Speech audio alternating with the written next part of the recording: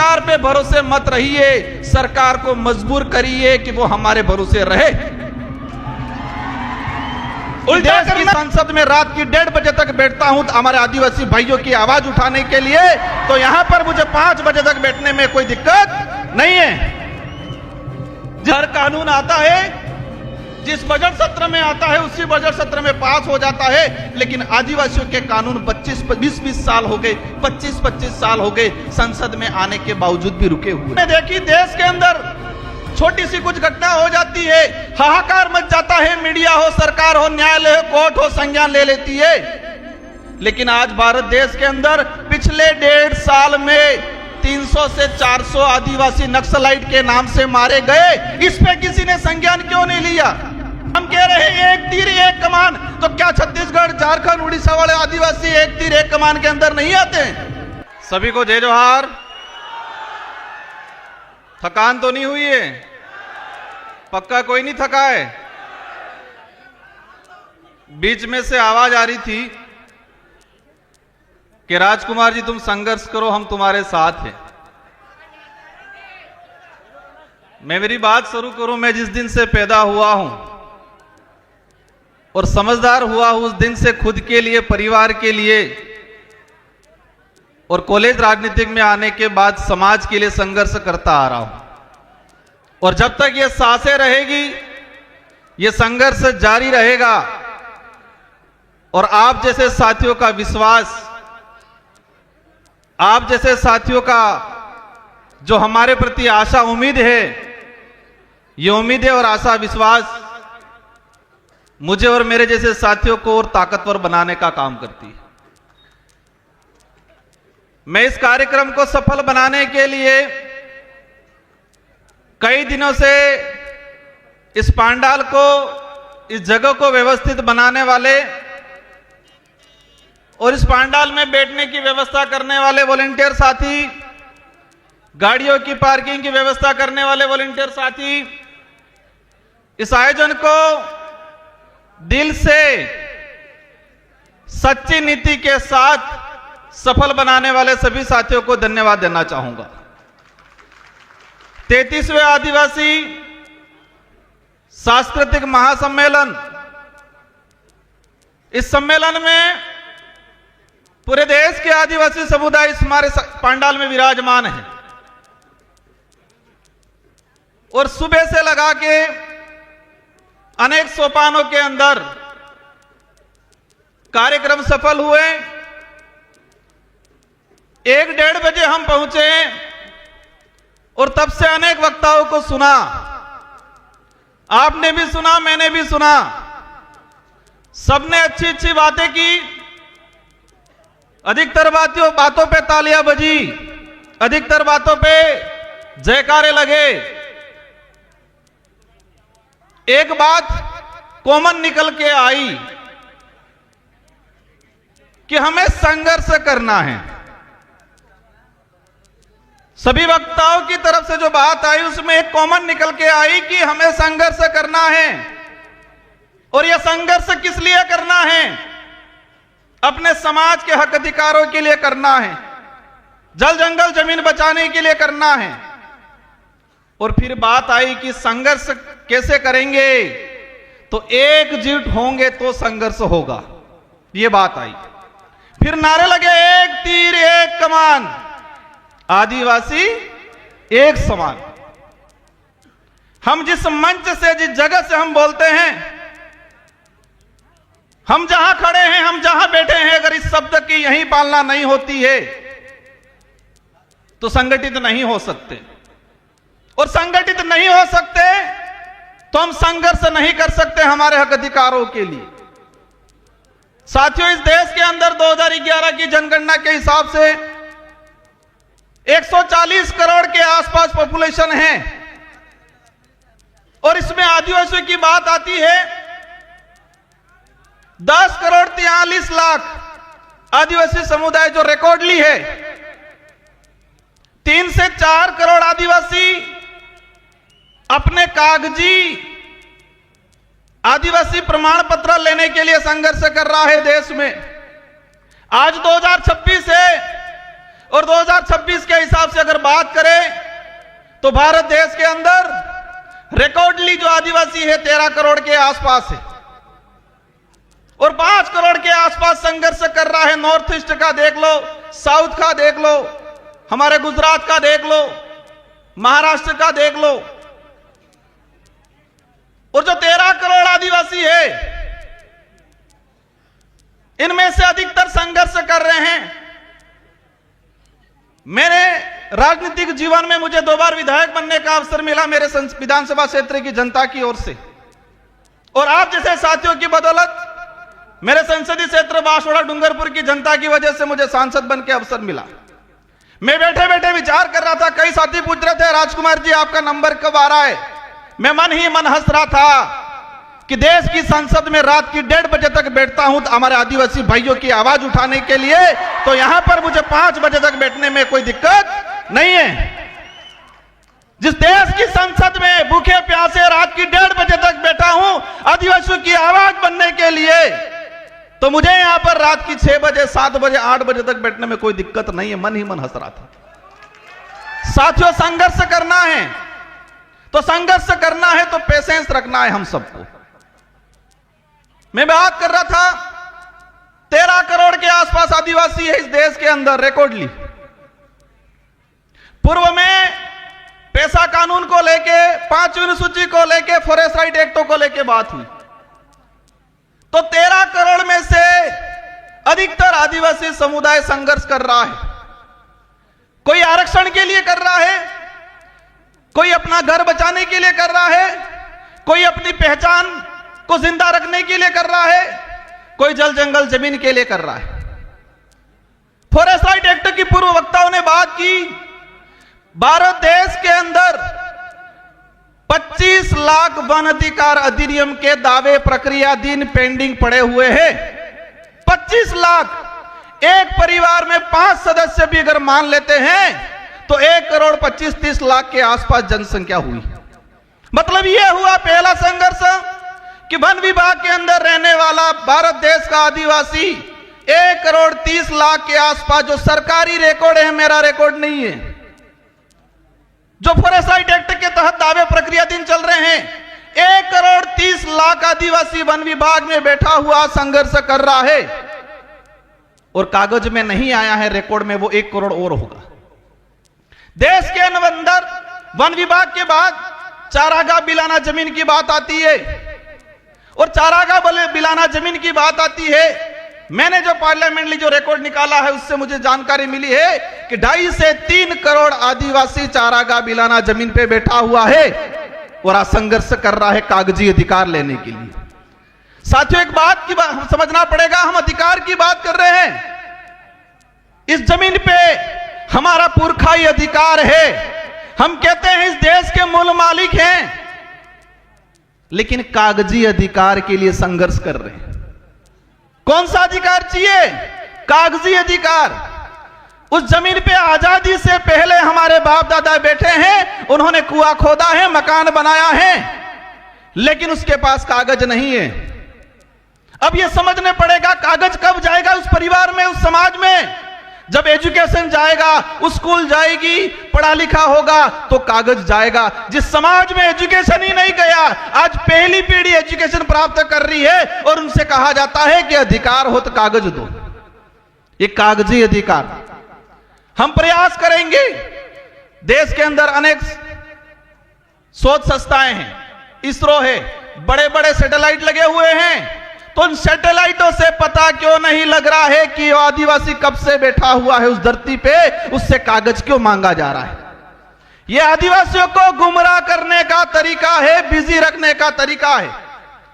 सैटेलाइटों से छोटी छोटी चीजें कवर हो रही है और उस पे भी मैंने जाने का काम किया, लेकिन ये सैटेलाइट और ये सरकार, हमारे पूर्व जनजाति आयोग के अध्यक्ष जी ने कहा कि 2005 से पहला बैठा हुआ हर आदिवासी को पट्टा मिलना चाहिए, लेकिन सरकार क्या कह रही है? सैटेलाइट से देखेंगे, जिसका मकान है उसको देंगे। और हमारा मकान क्या छत वाला रहता है कि झोपड़ी वाला रहता है? ये सैटेलाइट, ये सरकारें झोपड़ी वाला जो मकान है, हमारा केलूपोस मकान है, जो हमारा कुआं है, उसको मकान नहीं मान रही है। जो चार दीवारी बनी हुई है, जिसकी छत लगी हुई है, उसी को वो मकान मान रहे हैं। अगर इस स्थिति में हमारे अध्यक्ष जी अगर कह के जाते हैं, क्या हमें मिलेगा पट्टा? आज देश के अंदर जो स्थिति, इसके अलावा क्या बटे? इनसे ज्यादा तो लड़ रहे धर्मों में, पार्टियों में। कोई हिंदू बन गया, कोई ईसाई बन गया, कोई बौद्ध बन गया, कोई जैन बन गया, कोई मुस्लिम बन गया। पूर्व वक्ता ने कहा था कि आपस में ही लड़ रहे हैं, और मेरा जहां तक आकलन है, अगर हम नहीं समझे तो यह लड़ाई और तेज होने वाली है। जिस तरह मणिपुर में हुआ, इसी तरह छत्तीसगढ़ में हो रहा है। आज एक चीज हमने देखी, देश के अंदर छोटी सी कुछ घटना हो जाती है, हाहाकार मच जाता है, मीडिया हो, सरकार हो, न्यायालय हो, कोर्ट हो, संज्ञान ले लेती है। लेकिन आज भारत देश के अंदर पिछले 1.5 साल में 300 से 400 आदिवासी नक्सलाइट के नाम से मारे गए। इस पे किसी ने संज्ञान क्यों नहीं लिया? इस पे यहां पर भी बात नहीं हो रही है। हम कह रहे हैं एक तीर एक कमान, तो क्या छत्तीसगढ़, झारखंड, उड़ीसा वाले आदिवासी एक तीर एक कमान के अंदर नहीं आते हैं? सलमा जुडो चला 2005 से 2008 तक छत्तीसगढ़, झारखंड के अंदर। मैंने पार्लियामेंट में क्वेश्चन लगाया, सरकार को पूछा कि सलमा जुडो चला अभियान, कितने आदिवासी मरे? सरकार कह रही है हमारे पास कोई फेक्ट आंकड़ा नहीं है। इंसान मरा है, भारत देश का नागरिक मरा है, और सरकार कह रही है कि हमारे पास पूर्ण कोई आंकड़ा नहीं है। हजारों बहन बेटियों के साथ बलात्कार हुए थे सलमा जुडो में। उस समय भी अभियान यही चला था, नक्सली उन्मूलन। आज भी अभियान चलाया जा रहा है, नक्सली उन्मूलन। अगर नक्सली उन्मूलन होना था 2005 से 8 तक सलमा जुडो चलाया, तब क्यों नहीं हुआ? आज अभी चला रहा। मैंने देश के गृह मंत्री जी से भी यह सवाल लगाया, पूछा है कि जिस आदिवासी 14 साल की बच्ची को हाथ में हथियार मिला है, क्या वो पैदा होने से पहले ही हथियार लेके आई थी? क्या बात? 14 साल, 15 साल की बच्ची, वो चाइना के हथियार हैं।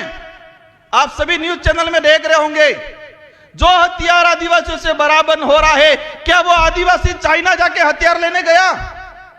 उन आदिवासियों को हथियार पकड़ाने वाले कौन उद्योगपति है, कौन राजनेता है? जब तक इनका खुलासा नहीं होगा, आदिवासी इधर भी रहेगा, फौज में भी आदिवासी, उधर भी आदिवासी। मर कौन रहा है? आदिवासी मर रहा है। आदिवासी नहीं होती, देश का किसान कौम का, गरीब कौम का आदमी मर रहा है, वो भी फौज में कौन जाएगा? क्या उद्योगपति अडानी अंबानी का नेता बेटा जाएगा फौज में?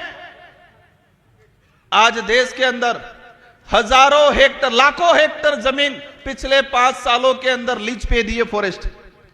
एक चीज देखा, मेरे अंदर भी पहले डर था, जो कोई कार्यक्रम कराते उनको भी डर रहता है कि कोई कुछ बोल नहीं दे, पीछे हमारे को पुलिस पूछेगी। डर से लड़ाई नहीं लड़ी जाएगी। डरोगे तो मरोगे। हम सच्चाई के लिए लड़ रहे हैं तो लड़ना पड़ेगा। अगर हम जो बात बोल रहे हैं सरकार लिख के दे दे ये गलत है, जो बात हम पार्लियामेंट में बोल सकते हैं वो बात इस मंचों से भी होनी चाहिए आप लोगों के द्वारा। मैंने कहा था मुझे बारी नहीं मिलेगी चलेगा, मैंने यह भी कहा था कि मुझे नहीं बोलना, मैं सुनना चाहता हूं।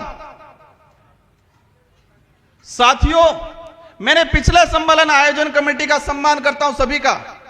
मैंने पिछली बार में कहा था कि हम जो हर साल आयोजन करते हैं, जितने जो वक्ता अपनी बात रखते हैं, एक मेमोरेंडम बनाए, प्रस्ताव बनाए और वही डेलीगेशन राष्ट्रपति से मिले, प्रधानमंत्री से मिले, सारे राज्यों के मुख्यमंत्री से मिले। ये करना पड़ेगा। बाकी हम सांसद बन जाएंगे, विधायक बन जाएंगे, इनमें से बेटे फिर जो जिनके मंशा है वो बन जाएंगे, होना कुछ नहीं है। देश के अंदर 47 आदिवासी सांसद आते हैं। मेसा कानून 2.5 से 3 करोड़ आदिवासी नगर निकाय, नगर पालिका क्षेत्र के अंदर आज अतिक्रमणकारी के रूप में उसकी पहचान की जा रही है। 2.5 से 3 करोड़ आदिवासी